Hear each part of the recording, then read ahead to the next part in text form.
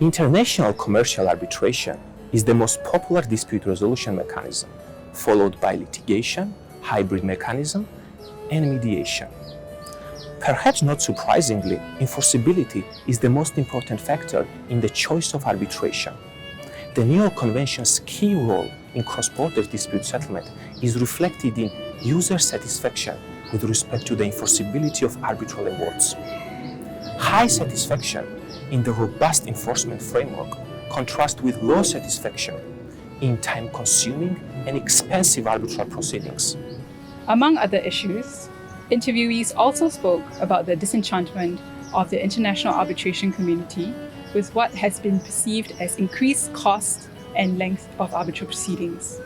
For example, while there was consensus that costs in arbitration were generally high, it was observed that these costs were usually bound up with due process considerations, which to a large extent were within the control of parties. Interviewees also proposed some solutions for curbing excessive costs, such as the publication of cost awards and having arbitral institutions determine costs.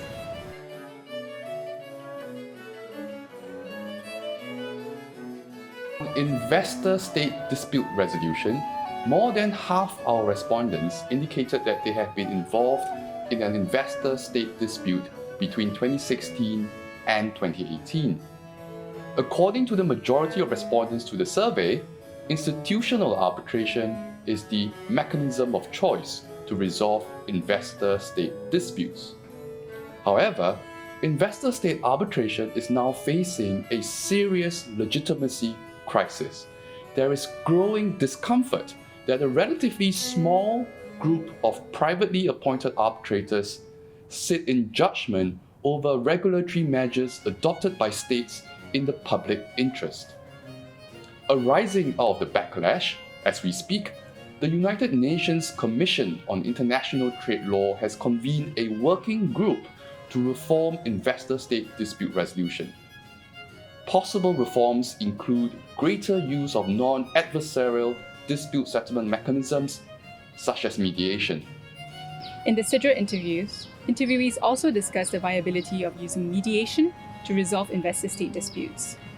They were generally cautious about this, however, pointing out significant obstacles, such as the imbalance of power between states and investors, as well as arbitration being the predominant mode of resolving investment disputes.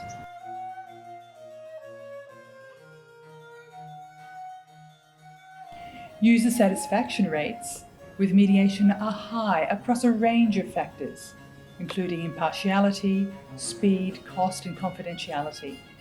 In fact, compared to litigation and arbitration, satisfaction rates, especially in relation to speed and costs, are very, very high. So why aren't corporate clients making more use of mediation in cross-border settings? Well, the survey showed that enforceability, the availability of a direct enforceability mechanism, was the number one factor in selecting a dispute resolution mechanism generally. And prior to the Singapore Convention on Mediation, which does offer such a direct enforceability mechanism, and now in the early days of this convention, mediation doesn't offer that same security, that same level of confidence for users. Having said that, those people who used cross-border mediation saw its other features, such as having an impartial forum, speed and cost, as more important than enforceability for their particular dispute dynamics. So, what do you look for in an international mediator? Number one factor, good ethics.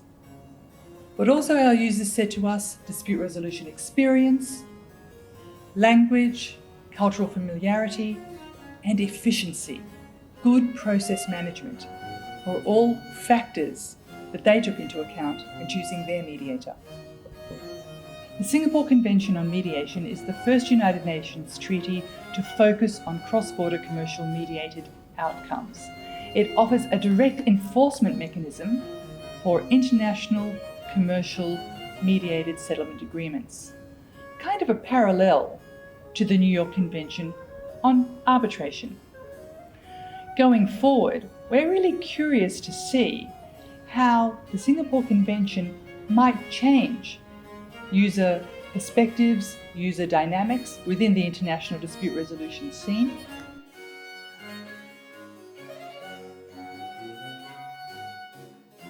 International commercial litigation is the second most popular choice of dispute resolution mechanism after international commercial arbitration.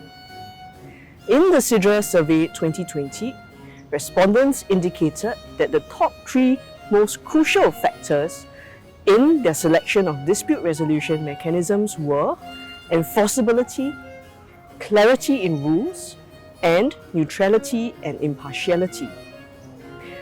The top 2 most commonly used international commercial courts are the London Commercial Court and the Singapore International Commercial Court.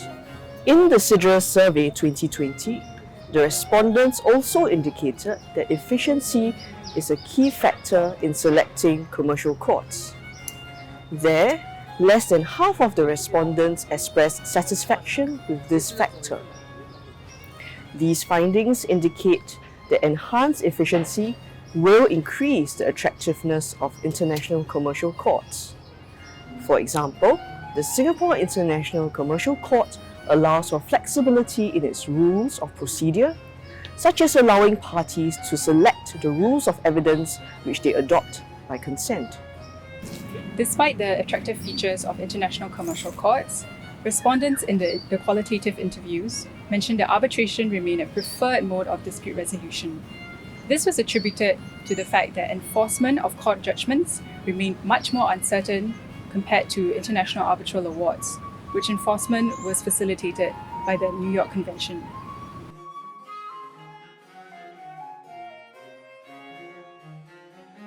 The SIDRA survey delved into use of technology in international dispute resolution.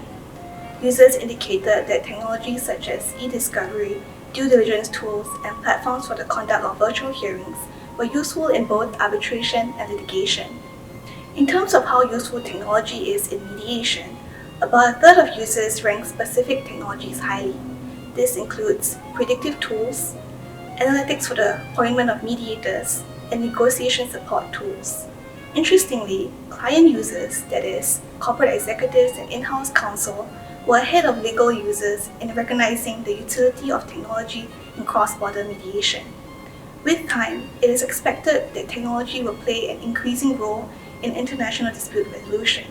In particular, platforms for the conduct of virtual meetings and hearings have the potential to become the new normal.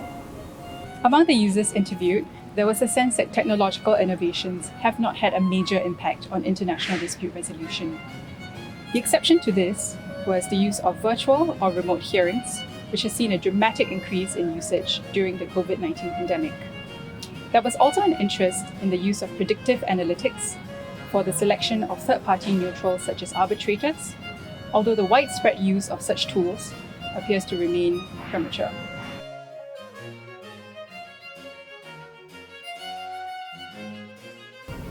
This new iteration of the survey will be one of the most comprehensive studies on international dispute resolution to date, and we hope to shine a spotlight on the latest trends in the sector.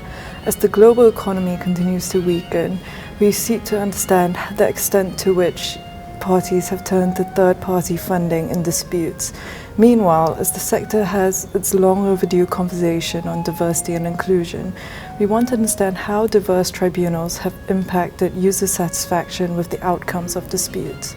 And of course, COVID-19 has precipitated an unprecedented shift online, and we want to know how technology has changed your practice.